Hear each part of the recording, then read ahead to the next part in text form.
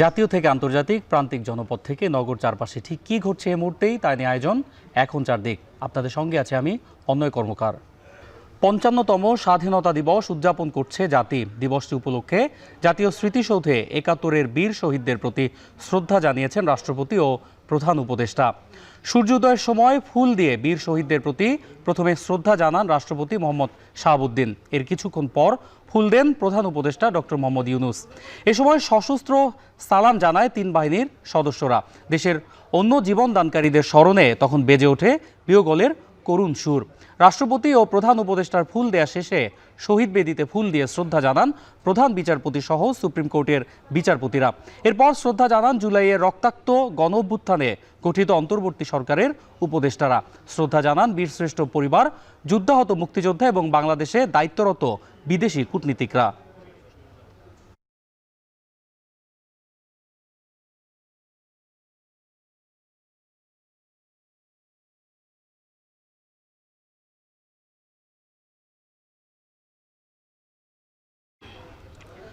মুক্তিযুদ্ধের চেতনায় নতুন বাংলাদেশ হবে সুখী ও সমৃদ্ধশালী। মহান স্বাধীনতা দিবসে শ্রদ্ধা নিবেদনের পর এ কথা বলেন অন্তর্বর্তী সরকারের উপদেষ্টারা। তারা বলেন, ব্যক্তি ও দলের ঊর্ধ্বে উঠে জাতীয় স্বার্থে সবাইকে ঐক্যবদ্ধ থাকতে হবে।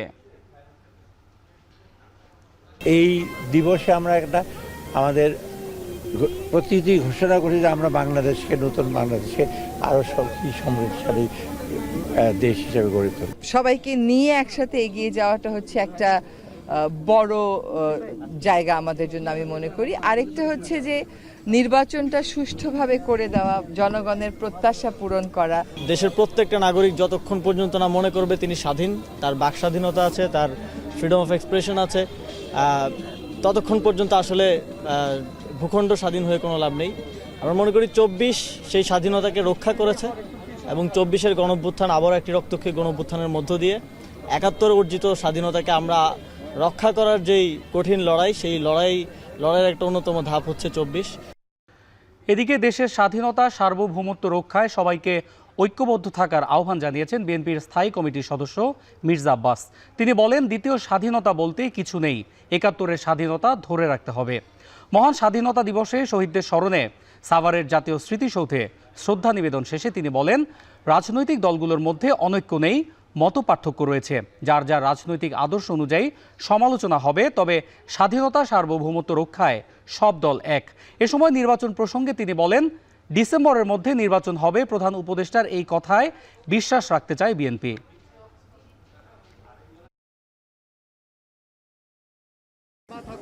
অনৈক্য কিছু নাই, স্বার্থের সংঘাত আছে।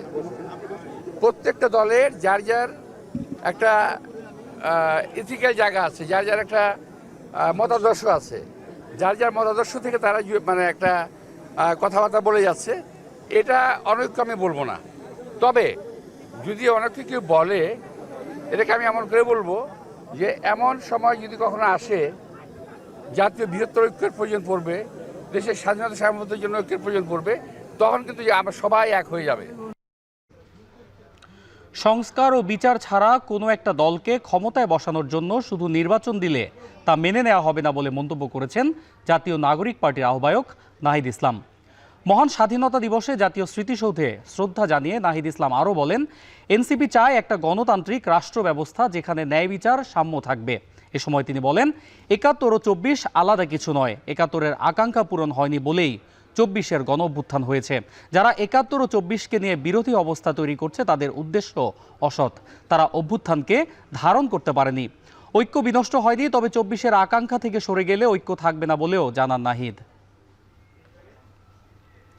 আমরা মনে করি যে আমাদের যে স্বাধীনতা অর্জিত হয়েছে এবং বারবার যেটা বেহাত হয়েছে এবং আমরা বারবার রক্ত দিতে হয়েছে জনগণকে, আমাদের যাতে সামনের দিনগুলোতে আমাদের যাতে আর রক্ত দিতে না হয় জনগণের, এমনটাই আমাদের প্রত্যাশা। আজকের দিনে আমরা যে গণতন্ত্র, মানবিক মর্যাদা, সামাজিক ন্যায় বিচারের জন্য লড়াই করেছি যুগ যুগ ধরে, এবং ২০২৪ সালেও আমাদেরকে ফ্যাসিবাদ বিরোধী আন্দোলনে লড়াই করতে হয়েছে, গণঅভ্যুত্থান করতে হয়েছে। আমরা চাই একটি গণতান্ত্রিক রাষ্ট্র ব্যবস্থা বিনির্মাণের মাধ্যমে এবং আমাদের যে শাসন কাঠামো, আমাদের যে গণতান্ত্রিক প্রতিষ্ঠানগুলো, সেগুলো আবার সংস্কারের মাধ্যমে পুনর্গঠন করে একটি গণতান্ত্রিক রাষ্ট্র তৈরি করতে, যেখানে মানুষের ন্যায় বিচার নিশ্চিত হবে। সকাল থেকে জাতীয় স্মৃতিসৌধে নামে মানুষের ঢল, ফুল দিয়ে শ্রদ্ধা জানায় শ্রেণী পেশার মানুষ। হাতে ফুল, বুক ভরা সাহস ও গর্ব নিয়ে সব শ্রেণীর মানুষ মিলিত হন এক চেতনায়। স্মৃতিসৌধ কেবল একটি মিনার নয়, এটি সাহস ও আত্মত্যাগের প্রতীক। জাতীয় স্মৃতিসৌধে আসা নাগরিকরা মনে করেন নতুন বাংলাদেশ এগিয়ে নিয়ে যেতে হবে জুলাই ও ৭১-এর চেতনায়। তাই সবাইকে একসাথে দেশের জন্য কাজ করতে হবে।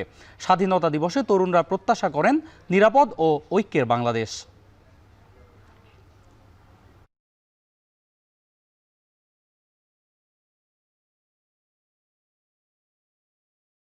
ফুল দিয়েছি, আরো সুন্দর সুন্দর শাপলা ফুল, আর একটা স্মৃতিসৌধ। প্রথমবারে যে স্বাধীনতা সেটা কিন্তু আসলে ভুলে যাওয়া যায় না। সো সেইটা স্মরণে আসলে আমাদের এখানে আসা। আর বাংলাদেশ নিয়ে প্রত্যাশা হচ্ছে নিরাপদ বাংলাদেশ, নির্বিঘ্নে নিরাপদে সর্বস্তরে বাঁচতে পারি এবং আপনার ধর্ম বর্ণ নির্বিশেষে যাতে চলতে পারি, বাক স্বাধীনতা থাকবে। আবাল বৃদ্ধ বণিকা সবাই এই ২৬শে মার্চ স্বাধীনতা দিবস পালন করার জন্য কিন্তু এই স্মৃতিসৌধে চলে আসছে। কুচকাওয়াজ সহ নানা আয়োজনে সারা দেশে অনুষ্ঠিত হচ্ছে মহান স্বাধীনতা দিবসের আনুষ্ঠানিকতা। বিভিন্ন সাজ পোশাকে শারীরিক কসরতে বর্ণিল হয়ে ওঠে আয়োজন। সূর্যোদয়ের পর ফুলের শ্রদ্ধায় মুখরিত হয় মুক্তিযুদ্ধের শহীদ স্মৃতিস্তম্ভ। পরে শুরু হয় কুচকাওয়াজ। ময়মনসিংহে কুচকাওয়াজে অংশ নেন স্কাউট সদস্য সহ সরকারি বেসরকারি শিক্ষা প্রতিষ্ঠানের শিক্ষার্থীরা। এ সময় অতিথিদের অভিবাদন জানান তারা। এছাড়া কুমিল্লা, চট্টগ্রাম, সিলেট ও বরিশাল সহ সারা দেশে বর্ণিল কুচকাওয়াজ অনুষ্ঠিত হয়। এতে অংশ নিয়ে নতুন বাংলাদেশ বিনির্মাণের স্বপ্নের কথা জানান শিক্ষার্থীরা। বিএনপি মহাসচিব মির্জা ফখরুল ইসলাম আলমগীর বলেছেন, ডিসেম্বর থেকে জুনের মধ্যে নির্বাচন নিয়ে প্রধান উপদেষ্টার বক্তব্য অস্পষ্ট। নির্বাচনী রোডম্যাপ না দিলে দেশের সংকট কাটবে না।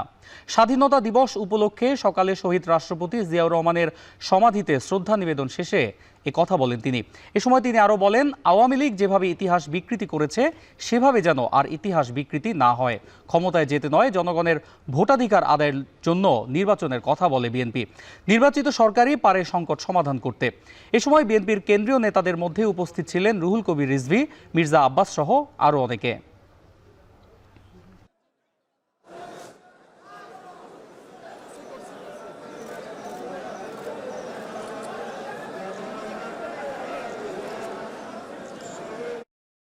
জুলাই আগস্টের ছাত্র জনতার বিদ্রোহের মধ্য দিয়ে, গণঅভ্যুত্থানের মধ্য দিয়ে আমরা আবার এই গণতন্ত্রকে ফিরে পাওয়ার সুযোগ ফিরে পেয়েছি।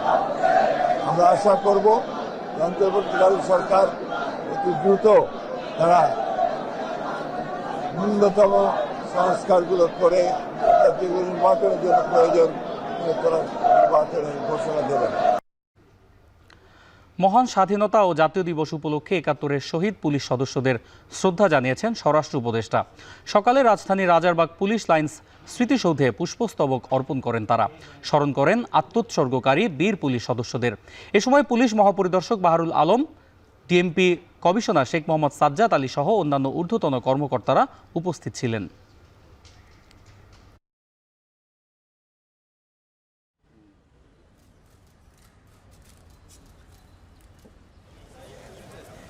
ইস্তাম্বুলের মেয়রকে গ্রেফতার আর কারাদণ্ডের প্রতিবাদে সরকার বিরোধী বিক্ষোভে এখন উত্তাল তুরস্ক।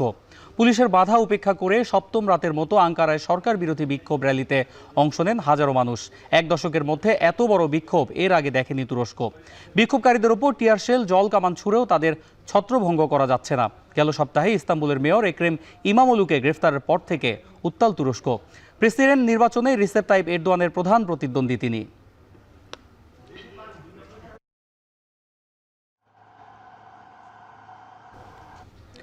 ভয়াবহ দাবানলের কবলে দক্ষিণ কোরিয়ার দক্ষিণ পূর্বাঞ্চল। প্রাণ গেছে কমপক্ষে ২০ জনের।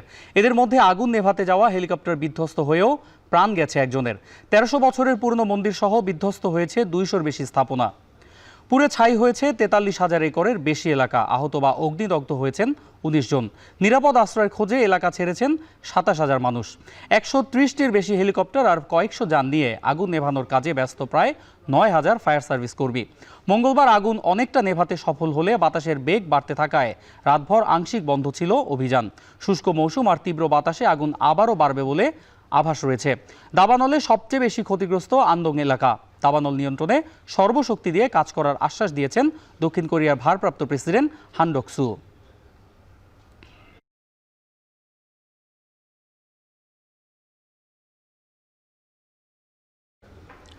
হঠাৎই ধসে পড়ল রাস্তা। ২০ মিটার চওড়া ও ২০ মিটার গভীর গর্তে পড়ে প্রাণ গেল মোটরবাইক চালকের। দক্ষিণ কোরিয়ার রাজধানী সিউলে এ ঘটনার খবর মঙ্গলবার প্রকাশ করে কর্তৃপক্ষ। জানা যায়, সিউলের পূর্বে একটি রাস্তার মোড়ে সোমবার বিশাল গর্তটি সৃষ্টি হয়। কারণ জানতে চলছে অনুসন্ধান। নিহত ব্যক্তির মরদেহ উদ্ধার করেছে প্রশাসন। পথটি অতিক্রম করার সময় একটি ভ্যানও গর্তে পড়ে যেতে যেতে রক্ষা পায়। এই ঘটনায় প্রাণ বেঁচে গেছেন চালক।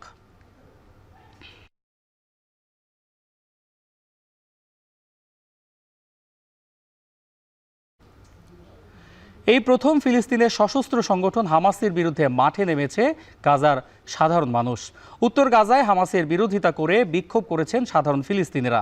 সিএনএন বলছে, বিক্ষোভে অংশ নিয়েছে হাজার হাজার মানুষ। বেতলাহিয়াতে বিক্ষোভে তাদের স্লোগান ছিল হামাস ভাগো, এই যুদ্ধের শেষ চাই আমরা। বুধবার এই ধরনের প্রায় 9টি হামাস বিরোধী বিক্ষোভ দেখা যায় উপত্যকার বিভিন্ন স্থানে। গাজায় আগ্রাসন শুরুর পর এই প্রথম হামাসের বিরুদ্ধে এত বড় বিক্ষোভে নেমেছেন গাজার সাধারণ মানুষ। এ বিষয়ে এখনো কোনো প্রতিক্রিয়া জানায়নি হামাস।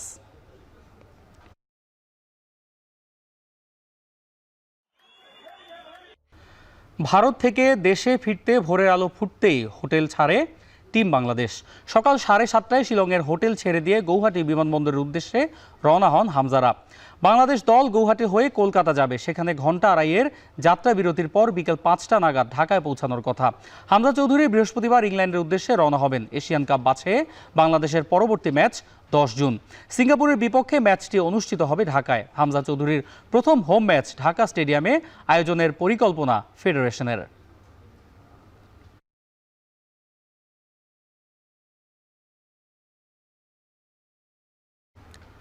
ভারতে জেতার সুযোগ তৈরি করেও জিততে না পারায় একটু অতৃপ্তি রয়েছে ডিফেন্ডার রহমতের।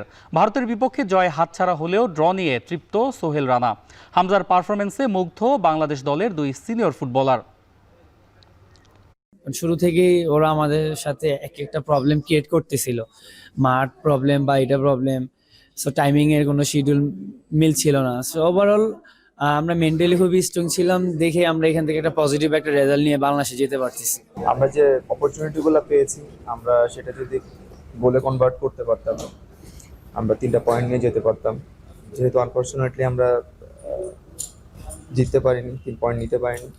আমাদের জন্য ওপেন আছে, আর গ্রুপে এখন সবাই 1 পয়েন্ট করে। শেষ করছি এখন চারদিক। এখন টেলিভিশন ওয়েবসাইটে দেখতে ভিজিট করুন www.ekhon.tv। ফেসবুকে দেখতে ভিজিট করুন facebook.com/tv.athom। এছাড়াও ইউটিউবে দেখতে ভিজিট করুন youtube.com/c/ekhon tv।